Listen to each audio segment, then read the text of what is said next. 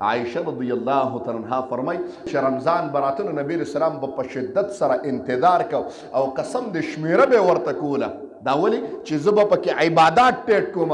نن څوک د رمضان هلکه انتظار کوي چې روژه را روانه ده، مونږ کې انتظار نشته، نو تیاری به د کوم دی نه وکړم چې ما کې انتظار و نو زه به ورته د اول نه تیار یم. لکه د هغې یو مثال تاسو ته وایم، غزوه تبوک کې چې نبي رسول الله مبارک کله اعلان وکړ چې راځئ جنګ له، راځئ جهاد له، نو منافقینو پکې بلا بانې جوړې کړې. واپس هم نبي رسول الله د غزوې نه راغی، نو منافقین به یو په نمبر راته او ګویا خپل عذر به پیش کو، ویره چې مونږ ته دا عذر نو زما رب په باندې قرآن نازل کو.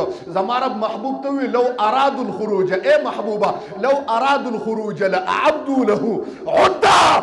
قسم د محبوبه دی تیاری نو کړي، نو که دی تیاری کړو د اول د غزوې نه، قسم د ما به توفیق ورکړو، ما به د کلمې توفیق ورکړو، ما به د جهاد توفیق ورکړو، ما به د ایمان په نور باندې منور کړو، ما به د اسلام په نور باندې مشرف کړو، ما به مقابله کې صحابیت والا مرتبه ورکړو، ما به جنت ورکړو.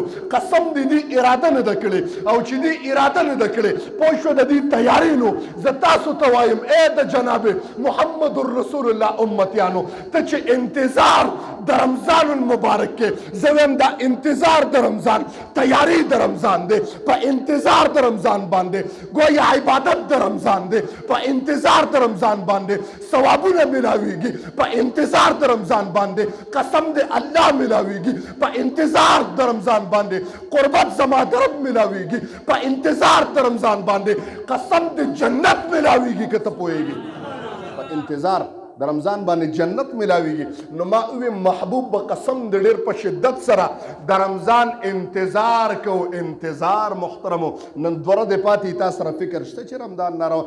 ها زما تیاری سری یره جی څومره راشن به لګي کور کې، صبحایي به څومره پخومه، یره جی اولني پښمني باندې به څه پخومه، روژه ماتي کې به جي څه به روژه ماتي له وروړمه، بچو له به اختر له به جي څه علم ستاسو کوم سوټ پکار دی، کاټن به اخلي که عام سوټ به الې تاسو کوم ځای ته شاپینګ لبودمه.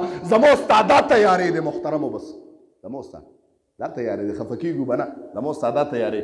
الله وی دا تیاری نه یادم، ها دا هم جایز تیاری دی، وکړه محترم وکړه، خو قسم دی د رمضان چې کوم تیاری دی. او زه تاسو ته یو عجیبه جمله ونه وایم، د رمضان درې مناسبت دي. د دې رمضان دومره مکرمه میاشت ده، قسم دی د دې د مکې سره مناسبت دی، د دې د قرآن سره مناسبت دی، او د ټولو نه عظیمه خبره د دې د جناب محمد رسول الله سره مناسبت دی. ته به ووایې څنګه؟ زه تاسو ته یو جمله وایم، د مکې سره ته به څنګه مناسبت دی؟ الله وی دا مقصد داسې ځای دی چې دې ته به دجال نشي راتلی. محترمو تاسو ته پته ده اوادم د مولیان نه اوري چې حدودو د حرم ته به دجال دننه نشي تللی. نو د دې روژې د رمضان د مکې سره څه مناسبت دی چې څنګه مکې ته دجال نشي تللی؟ الله وی داسې رمضان کې شیطان نشي راتلی. تړلی مې د شوق سره سبحان الله ووایي مناسبت شته که نه؟ شیطان هم یو دجال دی. مکې ته الله وی دجال نشي راتلی. ای رمضان او روژې ته شیطان نشي راتلی، دی د مکې سره مناسبت شو. نمبر دو د قرآن سره مناسبت دی. محترمو تاسو به څنګه د قرآن سره مناسبت دی؟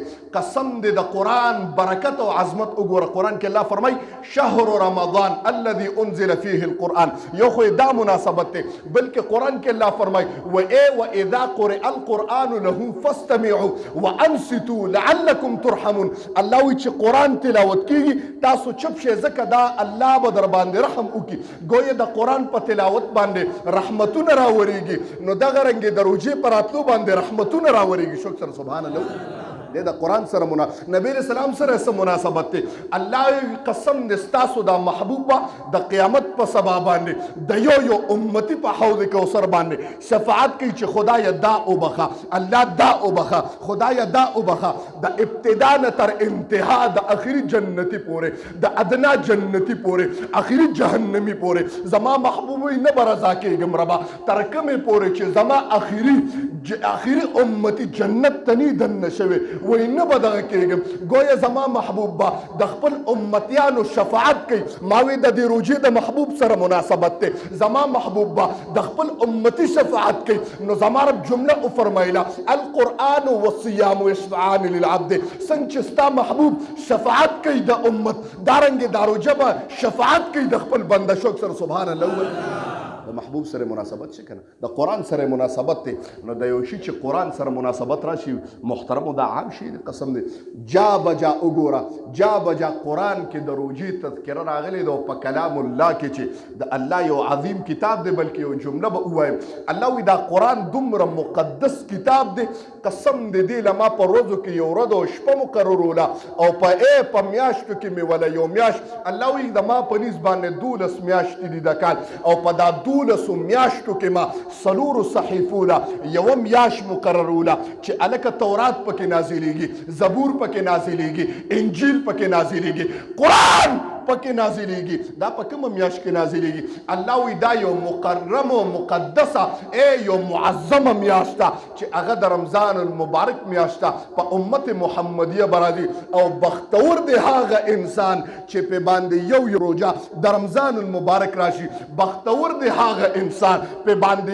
یو ساعت د رمضان المکرم او د رمضان المعظم راشي بختور دی هغه امتی چې د رمضان یو کال کې په یو میاشت روزه راشي او تاسو تخپل ذوق کې یو جمله وایم قسم دې د چا چې په زندګۍ کې زیات رمضان د هغه انسان به اعمالم زیات شو سبحان الله وای یا رسول سلام علیکا یا